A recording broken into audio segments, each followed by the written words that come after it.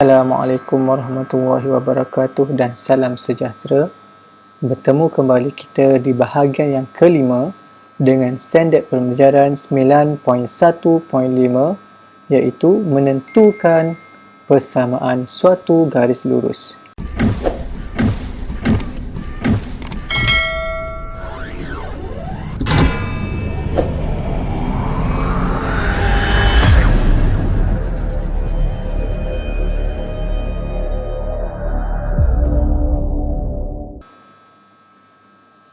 Dalam bahagian ini, saya akan menerangkan 3 contoh yang berbeza yang melibatkan 3 situasi.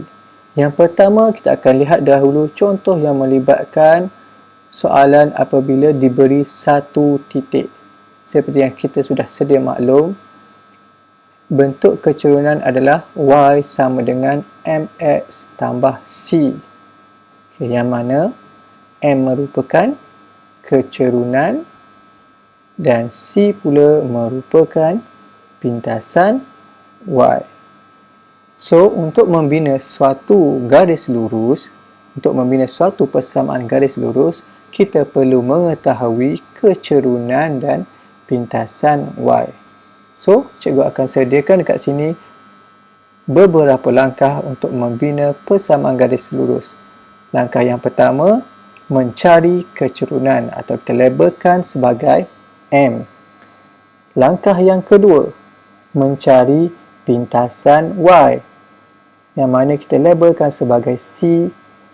Dan langkah yang ketiga, menulis persamaan garis lurus di dalam bentuk kecerunan setelah kecerunan dan pintasan Y diketahui. Okey, kita berbalik kepada soalan ini. Tentukan persamaan garis lurus dengan kecerunan negatif 4 dan melalui titik M iaitu 3, 5. Okay, kalau anda perhatikan kepada soalan ini, kecerunan telah diberi iaitu negatif 4. Bermaksud langkah pertama kita telah selesai. Kita labelkan M sebagai negatif 4. Okay, masuk kepada langkah yang kedua. Okay, untuk mencari pintasan Y, kita perlu menggunakan formula Y sama dengan MX tambah C dengan memasukkan nilai Y dan nilai X yang diberi dekat sini, titik M-nya iaitu 3, 5. Bermaksud, sekarang kita akan gantikan Y dengan 5. M adalah kecerunan daripada langkah yang pertama iaitu negatif 4. X pula adalah 3. Dan C yang kita ingin cari. Okey, seterusnya negatif 4 darab 3 akan dapat negatif 12. Apabila kita pindah ke arah berlawanan, dia akan jadi 5 tambah 12. Dan C adalah 17. Okey, selesai. Setelah kita mendapat kecerunan dan pintasan Y, langkah yang terakhir adalah sangat mudah. Dengan cara memasukkan nilai M dan nilai C ke dalam bentuk kecerunan. Maka persamaan garis lurus adalah Y sama dengan negatif 4 X tambah 17. Okey, so sekarang berdasarkan daripada satu contoh yang telah cikgu beri dan langkah-langkah yang telah cikgu nyatakan, cuba jawab soalan dalam buku teks Mind Test 9.1E pada muka surat 239 selepas ini. Okey, seterusnya kita akan tengok kepada contoh yang melibatkan 2 titik diberi. Okey, kita masih menggunakan bentuk yang sama iaitu bentuk kecerunan.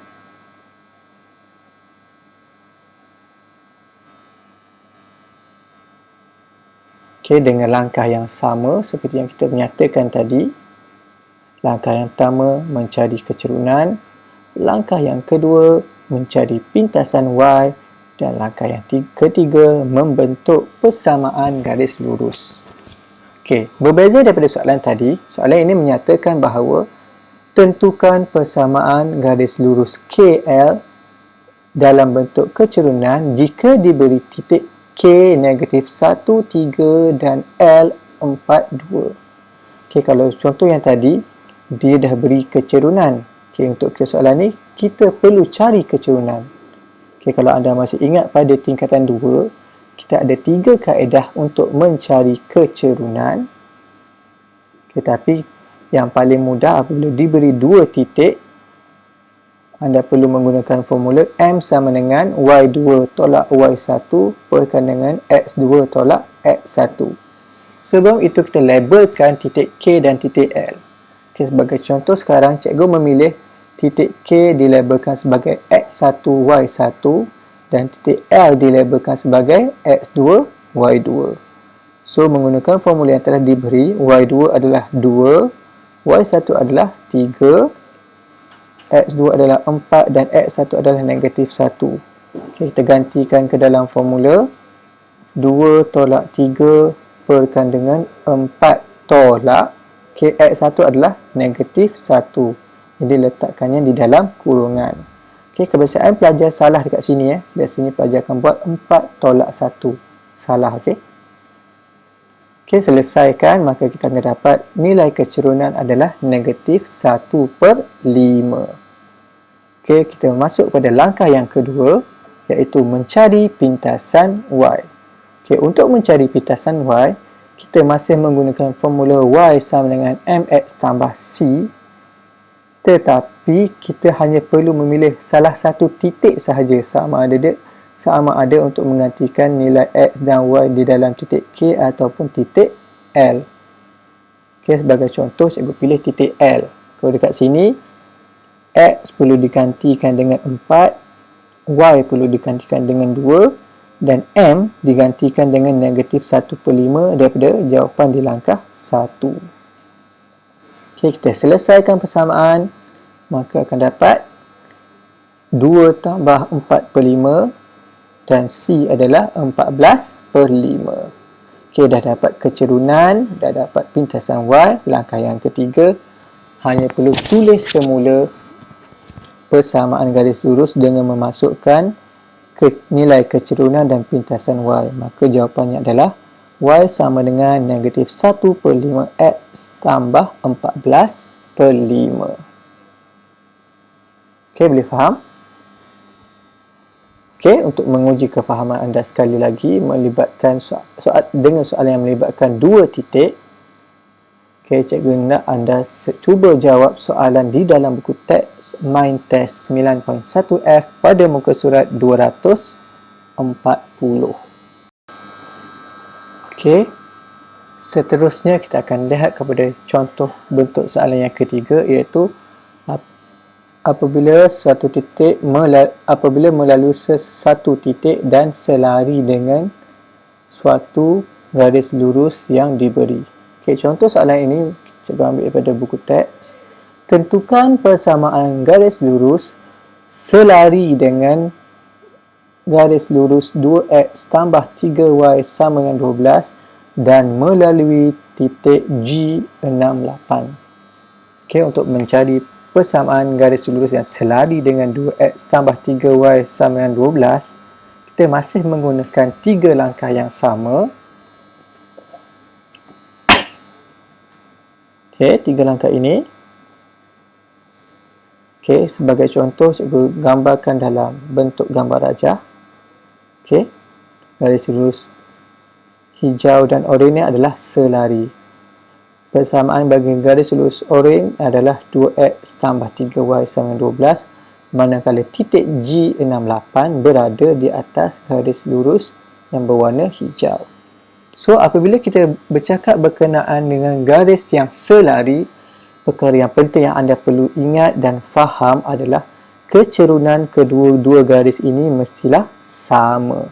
Okay, jika anda perhatikan kat sini, garis lurus oranye adalah dalam bentuk general form. So, kita perlu tukarkan dulu dia ke dalam bentuk kecerunan untuk memudahkan kita mengetahui dia punya kecerunan.